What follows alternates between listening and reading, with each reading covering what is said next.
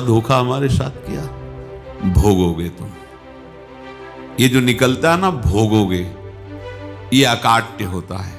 क्योंकि किसी का भी हृदय, मान लो किसी भी जीव जंतु को आप कष्ट दें और उसका हृदय आह भर जाए, तो वो आह वज्र की लीक है, तुम्हें भोगना पड़ेगा। वो आह किसी की ना लेना जिंदगी। कोई ऐसा कोई आह भर करके कह दिया तुम समर्थ हो, हम तो कुछ कर नहीं सकते, वो अंदर से दुखी, फिर तुम्हारी सामर्थ्य काम नहीं करेगी, मिट्टी में मिला देगी। ऐसा नहीं कि आप जो कर रहे हैं कोई देख नहीं रहा, कोई हिसाब किताब नहीं, जो कर रहे हैं अवश्य में भोक्तव्यम। बहुत सावधान। जीव स्वयं नित्य निरंतर कर्मों के जाल को रच रहा है और अपने आप को बांध रहा है।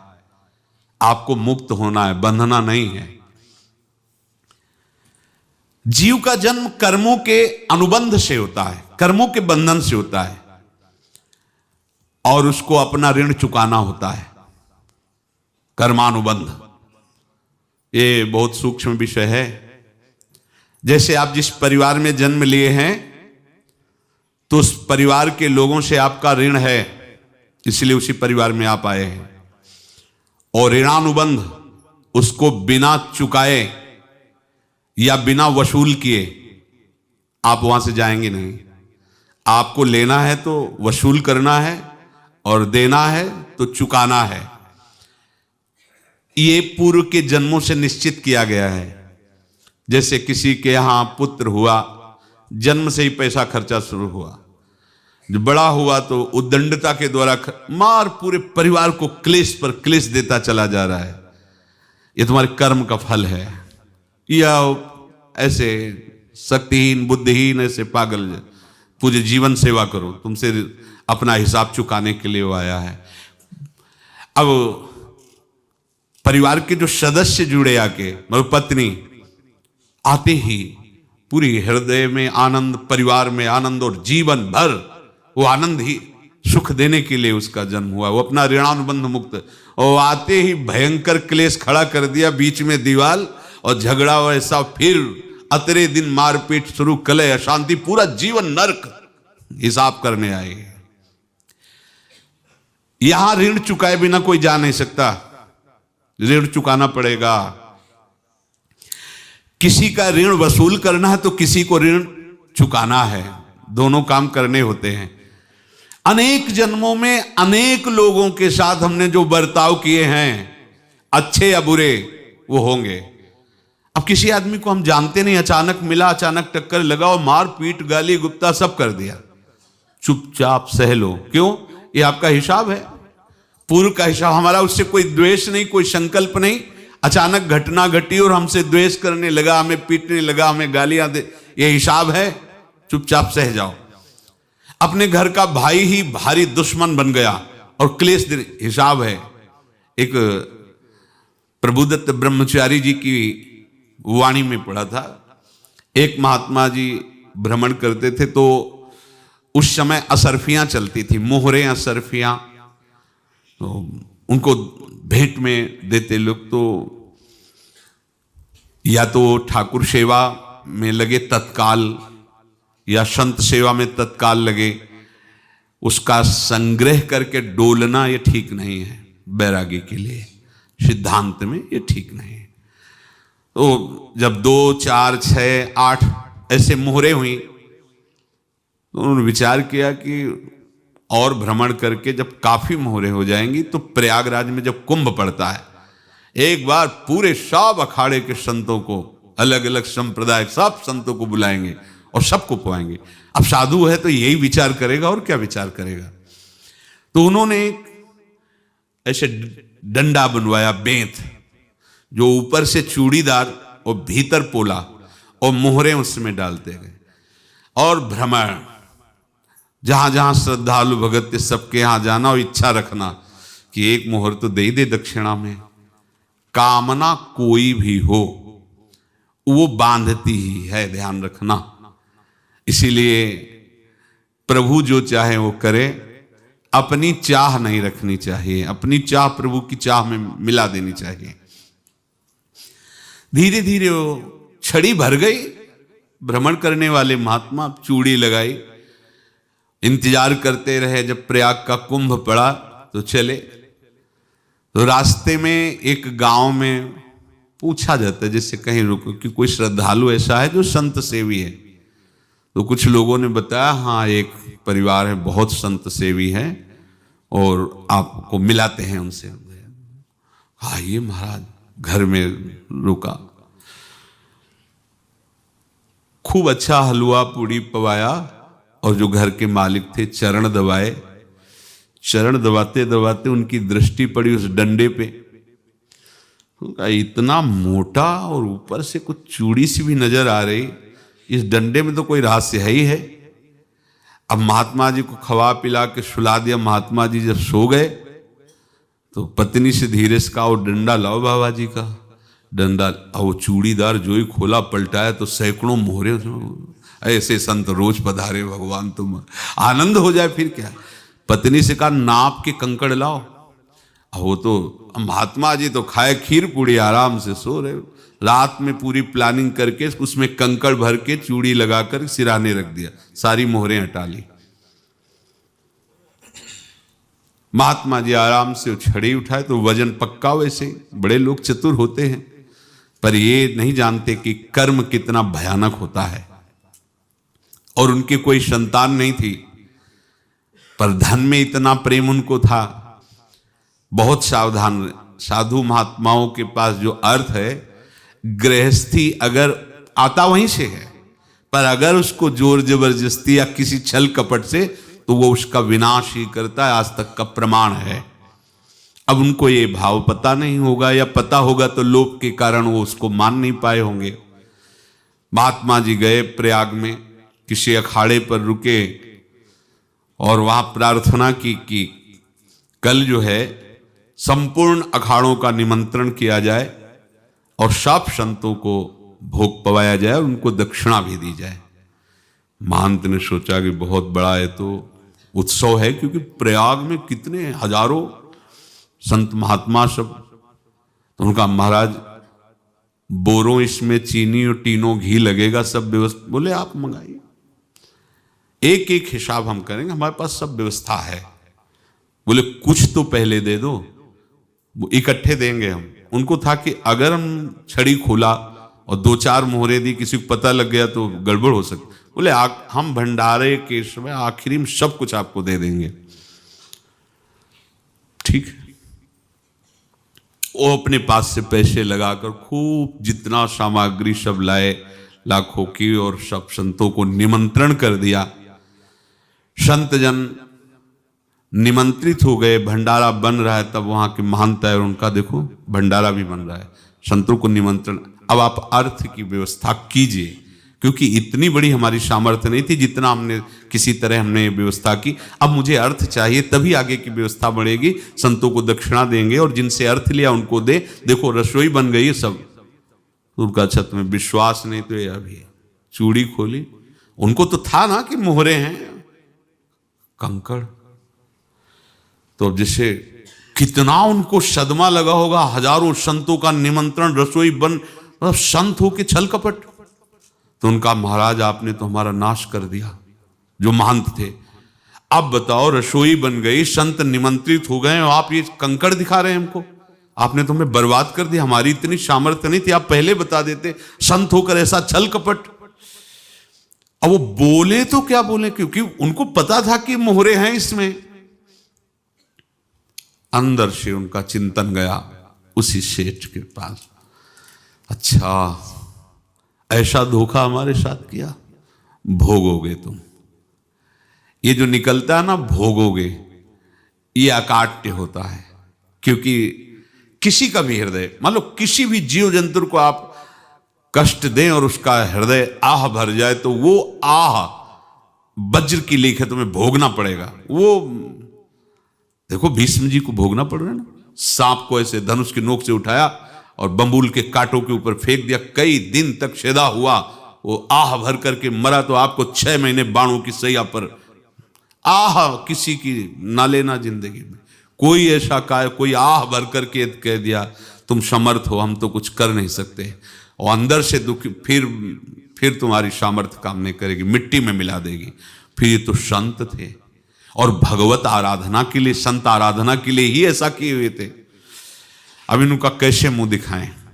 अब क्या करें? सुबह संत जन आएंगे, सबके बीच में हमारी कि देखो इन्होंने, अब क्या करें? गए और संगम में जाके छलांग लगाई, अपने प्राण त्याग दिए। अब उनके तो पास मोहरे थी और व्यापार बढ़ा और 9-10 महीने बाद ही लड़का हुआ। अब तो उनको कि संत फलीभूत हो गया। देखो व्यापार चल रहा, लड़का नहीं होता था, लड़का भी हो गया, बड़ा आनंद छा रहा है।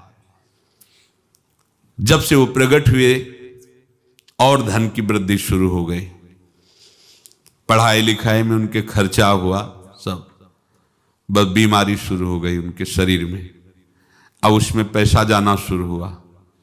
इतने आसक्त तो वो दोनों हो गए कि कुछ भी हो, व्यापार ठप, संपत्ति थी तो बोले अब ज्यादा संपत्ति तो नहीं रह गई, तो बोले घर बेच दो, मेरे लिए ही तो है, बेच दो। मुझे लगता मैं बचूंगा नहीं, पर मेरी अंतिम इच्छा पूर्ण कर दो। घर बेच दिया, जेवर बेच दी। वहां गए, जब संत सेवा की तो बोले मुझे संगम तक ले चलो। संगम तक ले गए और बोले समझे तुम चुराए थे और हमने उसको छीना है, कुछ नहीं रह गया तेरे पास कुछ, अब केवल ममता और आसक्ति में जलकर मर और नरक प्राप्त कर। मैं वही महात्मा हूं जिसकी तूने मोहरे ली थी, शरीर छोड़ दिया। महात्मा को जन्म लेना पड़ा और इनको दुर्गति भोगनी पड़ी। ऋणानुबंध होश में, ऐसा नहीं कि आप जो कर रहे हैं कोई देख नहीं रहा, कोई हिसाब किताब नहीं, जो कर रहे हैं अवश्य में भोक्तव्यम, बहुत सावधान। अनेक जन्मों में अनेक लोगों से जो कुछ लिया दिया है, इस लेने देने को मिटा देने के बाद ही तुम मुक्त हो गए। इसीलिए एक उपाय है, लेना न देना मगन रहना। क्या? मालिक को समर्पित हो जाओ, मालिक को अपना माना हुआ समर्पित कर दो, खत्म। अहम त्वाम स्वरूपापेभ्यो मोक्षयिष्यामि, सब खत्म। आगे पीछे लेना देना सब खत्म। एकादश स्कंद में भगवान श्री कृष्णचंद्र जी ने कहा, जो मेरे चरणों का आश्रय लेकर भक्त मेरा भक्ति करता है, उसके पितृ ऋण, मातृ ऋण, देव ऋण, ऋषि ऋण, सब ऋणों से मैं मुक्त कर देता हूं। बस यही एक उपाय है जो इसके बंद करने का उपाय भक्तों के लिए है, वो यही है, भगवान की शरण में होकर अपना माना हुआ पूरा भगवान के अर्पित कर दो। अर्पित करने का तात्पर्य उसमें अहम हटा दो। तदीयम वस्तु गोविंदम तुभ्यमेव समर्पये। जिनसे तुमने सेवा करवाई है उनकी सेवा करनी पड़ेगी, जिनसे तुमने जो कुछ लिया है उनको देना पड़ेगा। ये लेने देने का व्यापार जब तक समाप्त नहीं होगा तब तक तुम्हारा जन्म मरण चलता रहेगा। अब आपको यहां समझना है, यदि आपसे किसी ने पैसे लिए बेईमानी करके नहीं दे रहा है तो आप उसको गाली मत दीजिए, आपने बेईमानी की थी इसलिए आपकी बेईमानी हुई है, ले गया, कोई बात नहीं है, बंधन से मुक्त हुए, जो बोझा था चला गया। उसको ऐसा ना देखे कि ये बेईमान हमारे रुपए मार लिए, अब जो कुछ होगा देखेंगे। अगर आप आगे नया कुछ करते हैं तो फिर आगे का हिसाब आपको भोगना पड़ेगा, ध्यान रखना।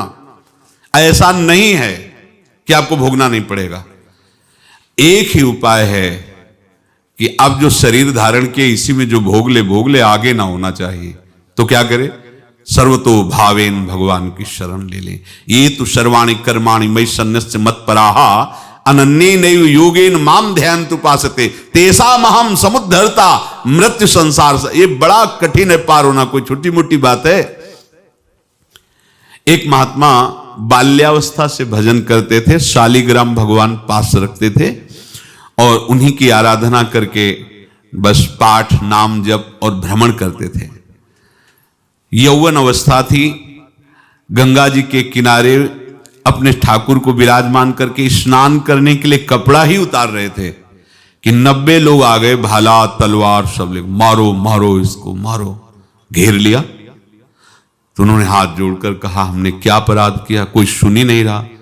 तो उन्होंने कहा मार तो डालोगे ही आप 90 लोग, हम कोई अस्त्र शस्त्र तो लिए नहीं, एक बार हमें गंगा में डुबकी लगा देने दो और अपने ठाकुर को स्नान करा देने दो, फिर इसके बाद आप मार देना।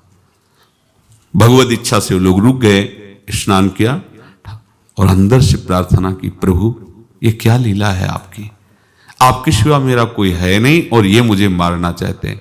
तो भगवान ने जानते हो क्या कहा उनके अंतर में, तुम मेरे में ध्यानस्थ हो करके शरीर को छोड़ो, ये लोग मारेंगे, ये मेरे भजन का फल है कि तुम्हें 90 जन्म नहीं लेना पड़ेगा, एक ही जन्म में 90 मिलके, तुमने 90 हिंसा की थी पूर्व में, तो तुम्हें 90 बार जन्म लेना होता और एक एक करके मारते। ये मेरे भजन का प्रताप है कि एक बार में ही 90 का हिसाब हो जाएगा। तुम आंख मूंदो, मेरे ध्यान में मगन रहो, मेरे प्रताप से तुम्हें कोई चोट नहीं होगी और स्वाभाविक मूर्छावस्था में प्राण तुम्हारे छूट जाए। ऐसा ही हुआ, ऐसा हुआ। तो ये बात समझ लो कि ये जो कर्मानुबंध है, ऋणानुबंध है। आप देखो, अगर शाप महात्माओं ने दिया कि तुम्हारे वंश का इससे विनाश होगा, तो भगवान भी परम धाम जा रहे तो उसी कील से, बाण की नोक में जो मछली लील गई थी छोटा कण, उसी से की नोक बनाई और उसी नोक को प्रहार किया, भगवान के श्री चरण में वही बाण की नोक लगी और भगवान स्वीकार किया ना। भगवान का बड़ा लीला विचित्र है।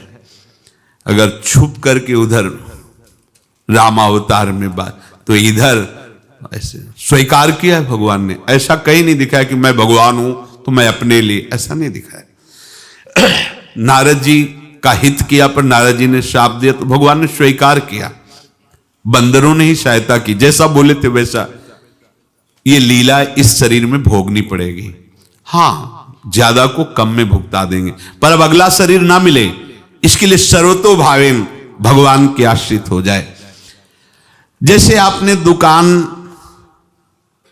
फैला रखी है तो उसमें दो काम होते हैं, लेना और देना। किसी को उधार दिया है तो हमें उसे लेना है, और कोई नगद देकर सामान ले रहा है तो उसे सामान देना है, या उधार लिया है तो हमें उधार देना है। अब अगर दुकान बंद करनी है तो तुम्हें देने वालों पर जोर देना है, लेने वालों पर जोर नहीं। लेने वाला तो जाओ हम क्षमा किया, समर्पित किया, हमारा कोई संबंध नहीं, खत्म हो जाए, वो खुशी हो जाएगा। लेकिन देने वाला तुम अगर दुकान भी उठा दोगे तो जहां भी रहोगे तुम्हारे पास वो आएगा, लाइए हमारा। तो देने पर नजर रखिए, जिसका जिसका हिसाब है वो आपके सामने आता जाए, हटाते जाओ। लेने पर नजर मत रखिए और दुकान फौरन उठा दीजिए, नहीं अगर लेते देते रहे तो चलता रहेगा। आगे चलकर कुछ लेना न देना, मगन रहना बस अपने प्रभु के चिंतन में। अब हम कैसे जाने कि किसको क्या देना है, हमें क्या पता? तो हम पूरा हिसाब जिनको पता है उनको दे देते हैं, समझ रहे हो? उनको पता है क्या लेना है क्या देना है, तो इनके पास पहुंच गए, सरकारी हिसाब से सब बराबर कर देंगे। हमको अपनी जिम्मेवारी इनकी चरणों में समर्पित कर देना है, तभी हम जीवन मुक्त होंगे। ये रहस्य की बात है। प्रभु कह रहे हैं, यस्य सर्वे समारंभाः काम संकल्प वर्जिताः ज्ञानाग्नि दग्ध कर्माणं तमाहु पंडितम बुधाः। जिसके संपूर्ण कर्मों के आरंभ संकल्प और कामना से रहित हैं, तथा जिसके संपूर्ण कर्म ज्ञान रूपी अग्नि से जल गए हैं, उसको ज्ञानी जन भी पंडित कहते हैं, बुद्धिमान कहते हैं। पूज्य श्री भाई जी महाराज कह रहे हैं, जैसे वहां ज्ञानाग्नि से दग्न कह रहे हैं, तो अपने वृंदावन वासियों का प्रेमाग्नि से सब कर्म संस्कार दग्न होते हैं। जिस समय आपके हृदय में भगवत प्रेम का प्रादुर्भाव होगा तो लेश मात्र कभी तुम्हें दुख नहीं भोगना पड़ेगा। प्रेम का प्रादुर्भाव होते ही दुख का नाश हो जाता है, महासुख। जब प्रेम का प्रादुर्भाव होगा तो समस्त पाप भस्म हो जाते हैं, अशांति नष्ट हो जाती है, संसार ज्वाला स्पर्श भी नहीं कर सकती है। जब भगवत प्रेम का प्रादुर्भाव होता है तो हो सकता है उस उपासक के जीवन में दुखों का पहाड़ टूट पड़े, परिवार खिलाफ, शरीर रोगी, अव्यवस्था, बहुत बहुत कुछ, सब कुछ। कह रहे हैं इतना सब होने पर भी उसके हृदय में कोई भी दुख नहीं होता। ये ऐसा सामर्थ्यशाली भगवत प्रेम है। भगवान के चरणारविंद का जिसके हृदय में प्रेम है, भारी से भारी दुख भी उनको विचलित नहीं कर सकता।